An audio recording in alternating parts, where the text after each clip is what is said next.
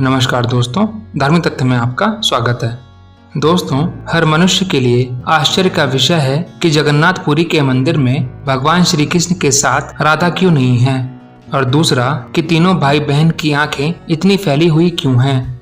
इस विषय में एक पौराणिक कहानी है, तो आइए जानते हैं उस कहानी के बारे में। एक बार माता यशोदा माता देवकी के साथ द्वारका पधारी। वहाँ श्री कृष्ण की रानियों ने माताओं से भगवान श्री कृष्ण के बचपन की लीलाओं का वर्णन करने का अनुरोध किया। उनके साथ बहन सुभद्रा भी थी। माता यशोदा ने कहा कि वह उन्हें भगवान श्री कृष्ण की तथा उनकी गोपियों की लीलाएं तो सुना देंगी, पर ये कथा भगवान श्री कृष्ण और बलराम के कानों तक नहीं पहुंचनी चाहिए। सुभद्रा द्वार पर पहरा देने के लिए तैयार हो गई। तब माता ने भगवान श्री कृष्ण की लीलाओं के बारे में बताना शुरू किया। भगवान श्री कृष्ण की लीला का रसपान करने में सब अपनी सुध-बुध खो बैठे। सुभद्रा को भी पता नहीं चला कि कब भगवान श्री कृष्ण और बलराम वहां आ गए और उनके साथ ही कथा का आनंद लेने लगे। बचपन की मधुर लीलाओं को सुनते सुनते उनकी आंखें फैलने लगी। सुभद्रा की भी यही दशा हुई और वो आनंदित होकर पिघलने लगी।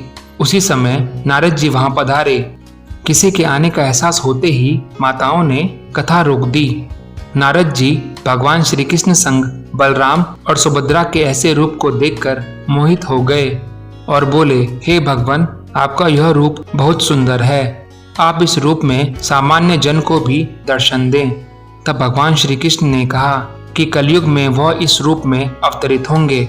जगन्नाथपुरी में भगवान श्री कृष्ण का यही रूप मौजूद है, जिसमें वह अपने भाई बलराम और बहन सुभद्रा के साथ हैं। परंतु आपने एक और चीज देखी होगी कि जगन्नाथपुरी में भगवान श्री कृष्ण, बलराम और सुभद्रा की मूर्ति के हाथ पैर के पंजे नहीं हैं। इसके पीछे भी एक पौराणिक कथा है।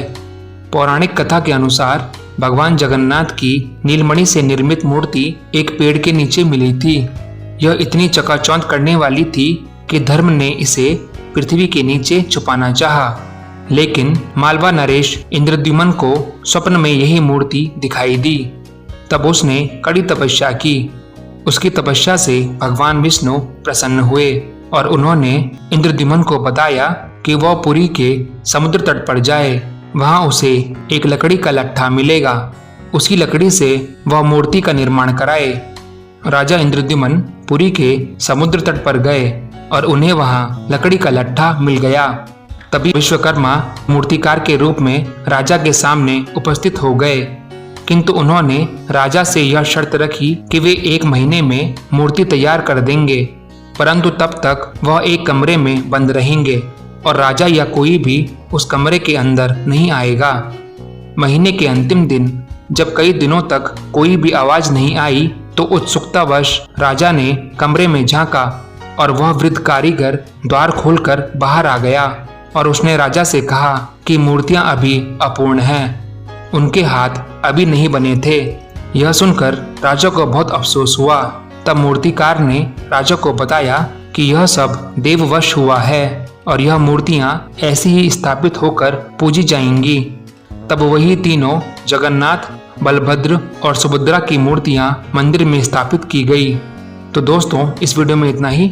अगर आपको ये वीडियो अच्छा लगा हो तो उसे लाइक करें, शेयर करें एंड प्लीज सब्सक्राइब करना ना भूलें। धन्यवाद।